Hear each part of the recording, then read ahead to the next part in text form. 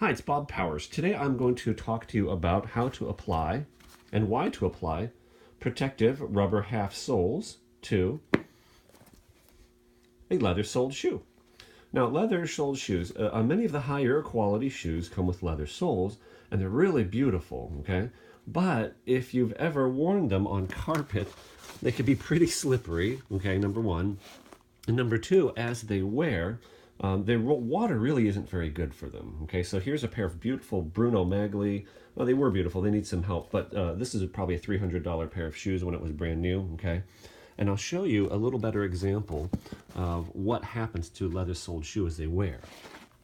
Now here, for example, you can see this is a Bostonian. This is an older pair of Bostonians when, they were actually a very good shoe. And you can see, I think they were actually, I'm not sure where they were made. Made in the USA. I knew that said made in the USA. They're not made in the USA anymore, haven't been for 15 years. But when they were making them with good construction methods and good materials, it's the traditional Blake stitching method of attachment. So the sole of the shoe is attached to the upper with these stitches. Now if you look here, you can see the leather wears, and it's actually wearing into the stitching, right? It's actually almost vanished here at the tip of the toe, right? That's the first place the leather-soled shoe, or any shoe, is going to really wear. One of the first places is right on the tip of the toe. So what's going to happen after enough of it wears down, obviously you'll usually get a hole here, but also the sole can start to come apart, come off of the bottom of the shoe. Now just water in general, is really not that good for leather anyway. So here's a pair of Florsheim's, Blake stitched, okay? And these shoes were not brand new. These actually are not brand new. I would guess somebody wore them a half dozen or a dozen times pretty gently, okay?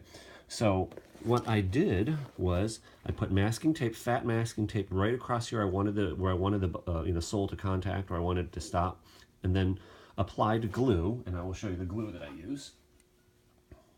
Okay, DAP, Weldwood Contact Cement.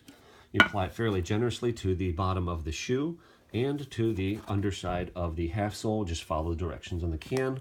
Let it dry for about 10 minutes, and then you apply the two together. In my next video, I will show you how to apply them and how to trim them.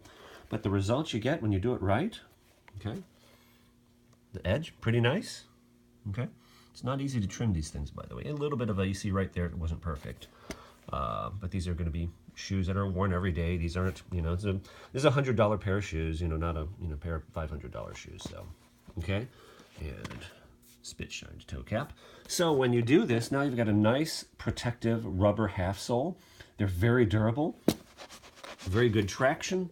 They still look nice, and your shoes will last a lot longer, and the water and muck won't ruin them as quickly.